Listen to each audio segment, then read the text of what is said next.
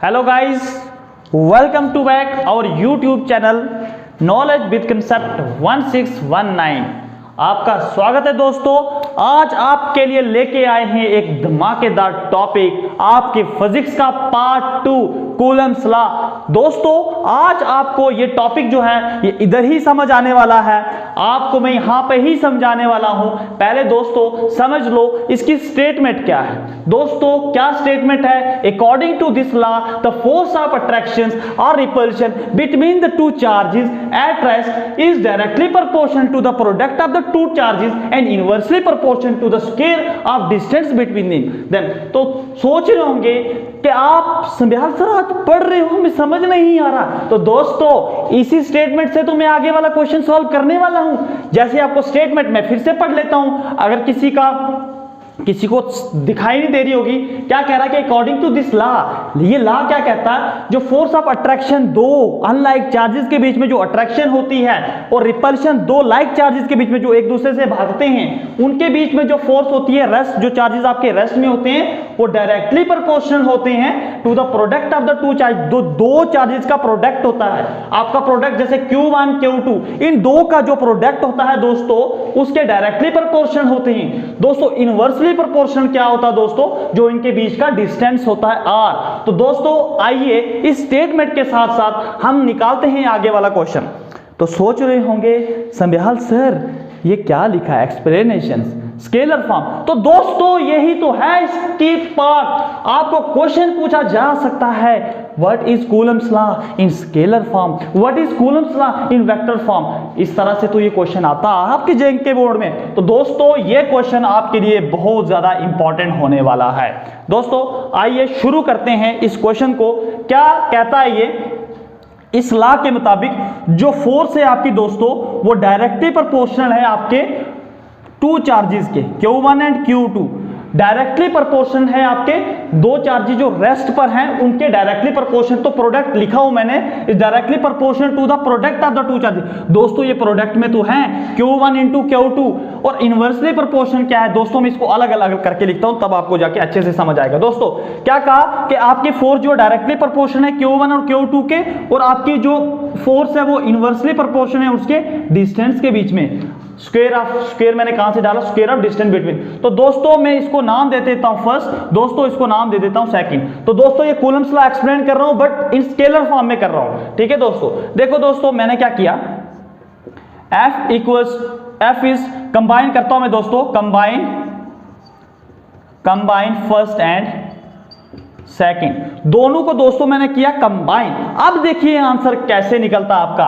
F is directly proportional to Q1 Q2 upon R square. तो दोस्तों दोनों को कंबाइन करने के बाद मेरे पास आ रहा है F is directly proportional to Q1 and Q2 upon R square. अब दोस्तों देखिए मैं क्या करने वाला हूं आगे, F equals to C Q1 Q2 upon R square. सोच रहे होंगे सर रोना आ रहा क्वेश्चन को देख के, रोना आ रहा पूरे तरीके से। तो कैसे रोना आएगा दोस्तों? C क्या है? हम कूलम्स लॉ पढ़ रहे हैं दोस्तों। C आपका कूलम कांस्टेंट है, ठीक है। मैं साइड पे लिख लेता हूं, C क्या आपका? C आपका कूलम कांस्टेंट है दोस्तों, कूलम कांस्टेंट है ये। जैसे आपने कांस्टेंट प्रोपोर्शनलिटी तो पढ़ा ही होगा ना, तो C वही है। मैंने डायरेक्टली प्रोपोर्शनल को हटाया, मैंने C लगाया। अब देखिए दोस्तों मैं इसको आगे करता हूं, ठीक है, यहां से इसको आगे करता हूं मैं, ठीक है दोस्तों। C की वैल्यू क्या होती है दोस्तों? C की वैल्यू होती है 1/4 पाई एप्सिलॉन E0। सर क्या समझा रहे हैं संभ्याल सर? संभ्याल सर पहले C लगा लिया आपने, संभ्याल सर अब क्या लगा रहे हैं आप? C equals to 1/4 pi epsilon E0। तो क्या है? C की वैल्यू है सर। बाकी तो समझ आ गया सर, 4 की भी समझ आ गई सर, ये हमने सर पाई भी 10th में पढ़ा, 8th में पढ़ा सर। बट सर ये E0 क्या है, ये एप्सिलॉन E0 क्या? तो ये क्या है आपका दोस्तों? एप्सिलॉन E0 को कहते हैं permittivity of free space, permittivity of free space, ठीक है, ये फ्री स्पेस है। तो दोस्तों E0 की वैल्यू क्या होती है? E0 की वैल्यू भी बता देता हूं मैं, 8.85 मल्टीप्लाई 10 रेज की पावर -12 c का स्क्वायर और n m का स्क्वायर। मैं बोल देता हूं दोस्तों, समझ नहीं आया होगा। ई नॉट की वैल्यू होती है 8.85 मल्टीप्लाई 10 रेज की पावर -12 c का स्क्वायर कूलम का square upon newton metre square है। ठीक है दोस्तों, अब समझ आ गया होगा। ठीक है दोस्तों, अब मैं ये सारी वैल्यूज इधर पुट करने वाला हूं। c की जगह मैंने दोस्तों पुट किया 1/4 pi epsilon E naught Q1 Q2 अपान r स्क्वायर। इतना समझ आ गया दोस्तों। c की वैल्यू मैंने यहां पे पुट कर दी 1/4 पाई एप्सिलॉन ई नॉट। दोस्तों अब देखो मैं क्या करने वाला हूं, f इक्वल्स टू 1/4 पाई की वैल्यू क्या होती है सर? पाई की वैल्यू बताइए आप। पाई की वैल्यू होती है 3.14। कहां से पढ़ा?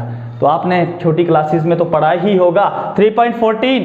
देखो दोस्तों, अब e की वैल्यू क्या है? 8 अभी मैंने लिखवाया 8.85 10 रेज की पावर -12 अभी तो लिखवाया मैंने।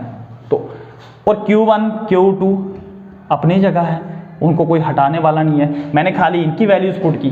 ठीक है दोस्तों, अब देखिए f की वैल्यूज क्या आती है, सारे इसको निकाल देना, क्योंकि अभी मैथ्स तो नहीं पढ़ रहे हैं, बट इतना समझा लेता हूं मैं आपको। जब ये ऊपर होंगी कुछ कटेंगी ये वैल्यूज, जैसे ये ऊपर जाएंगी तो यहाँ पे 100 है, ठीक है, कुछ इसका कटेगा कुछ इसका कटेगा, तो आपके पास टोटल बच जाएगी। ये आपके पास वैल्यू कितनी बचेगी?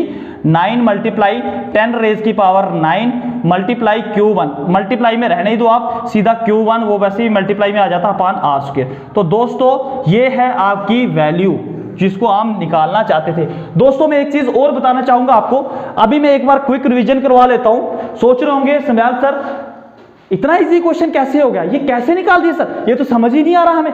देखिए लॉजिक कैसे, according to this law the force of attraction and repulsion between the two charges at rest, दो चार्जेस जब आपके रेस्ट में होते हैं वो डायरेक्टली प्रोपोर्शनल होते हैं to the product of charges, दो चार्जेस के डायरेक्टली प्रोपोर्शनल होते हैं। जब आपके दो चार्जेस रेस्ट में होते हैं तो फोर्स उस समय डायरेक्टली प्रोपोर्शनल होती है उनके प्रोडक्ट के साथ। तो दोस्तों प्रोडक्ट क्या है? इनके बीच का मल्टीप्लाई।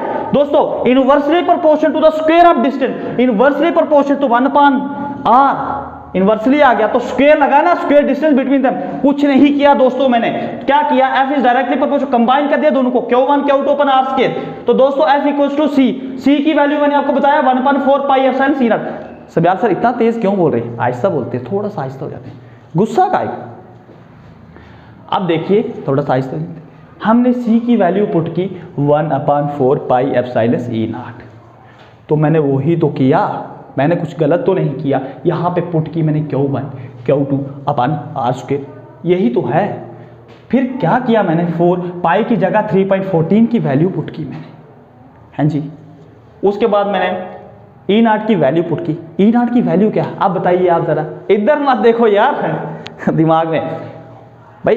8.85 मल्टीप्लाई 10 रेज की पावर -12 c का स्क्वायर मीन्स कूलम का स्क्वायर अपान न्यूटन मीटर का स्क्वायर, ये वैल्यू आपकी ई नॉट की है। तो ई नॉट क्या, permittivity of free sphere guys, ठीक है गाइस। उसके बाद यहाँ पे मैंने जब ये वैल्यूज पुट की Q1 Q2 अपन r स्क्वायर अपनी जगह, तो इसको काट कूट के अप डाउन करके, मैथ्स वाले तो आपने 10th में पढ़ा ही होगा, छोटा सा मसला तो है, ठीक है गाइस। इसका ले लो स्क्रीनशॉट। गाइस आई होप कि आपको Coulomb's law in scalar form समझ आ गया होगा। तो आइए अब स्टार्ट करते हैं Coulomb's law in vector form.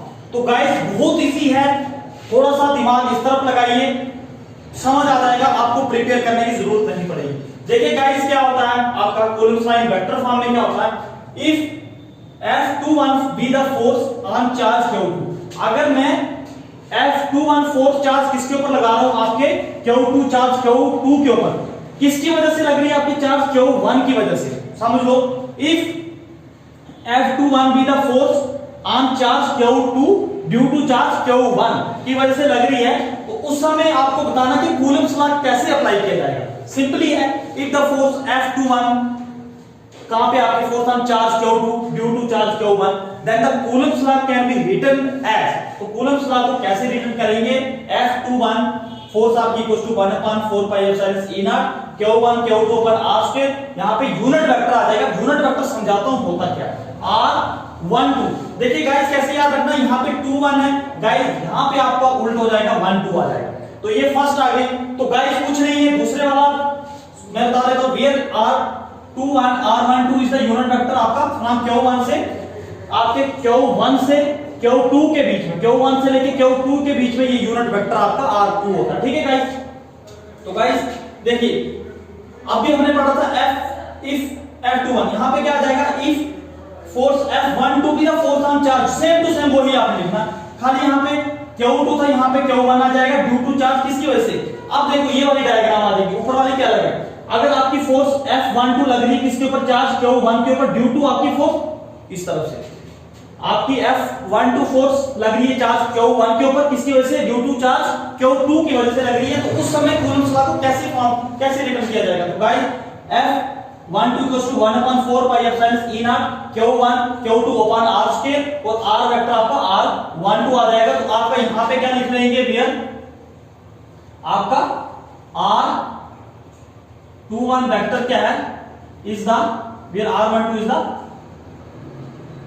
Unit vector कहां से कहां तक, फ्रॉम, देखो गाइस यहां पे क्या था, फ्रॉम Q1 से Q2, यहां पे गाइस क्या आ जाएगा, Q2 से Q1 तक। कुछ नहीं है गाइस, आपको इतना प्रिपेयर हो गया गाइस, ये आपको अच्छे से समझ आ जाएगा। तो गाइस आपको क्या लग रहा है, देखिए गाइस यहां पे भी फिल कर देता हूं।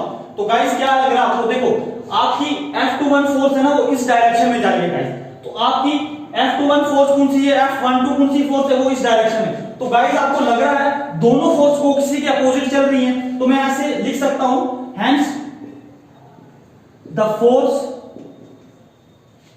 गाइस सीधा मैं लिख लेता हूं इसको, गाइस मैंने फर्स्ट दे दिया गाइस, इसको सेकंड दे दिया, फ्रॉम फर्स्ट एंड सेकंड से क्या क्या लग रहा है आपको गाइस, मेरे को क्या लग रहा गाइस, मेरे को लग रहा फोर्स F आपकी 21 है इक्वल्स टू -1 2 पे। गाइस क्या है ना, अपोजिट है ना दोनों, अपोजिट तभी मैंने माइनस लगाया, ये दोनों फोर्सेस इक्वल तो हैं बट अपोजिट भी हैं। तो गाइस मैं ऐसे भी लिख सकता हूं, आपका R12 unit vector equals to -R21, ठीक है गाइस। अब मैं इसी से डेफिनेशन बना लेता हूं गाइस, आई होप कि आपने इतना तो उतार लिया होगा, ठीक है, इसको उतारो, यहां पे मैं फिर बना देता हूं, समझा देता हूं, कोई बात नहीं, इसको उतार लिया होगा, ठीक है गाइस, ठीक है, मैं यहां से साफ कर रहा हूं, ठीक है, और यहां पे कोई बात नहीं, यहां पे लिख लूंगा, आप एडजस्ट कर देना। तो देखिए गाइस आपको क्या लग रहा, आप देखिए गाइस जगह नहीं थी तो आप इसको साफ करना पड़ेगा गाइस, ठीक है गाइस। अब देखिए मैं यहां से यहां पे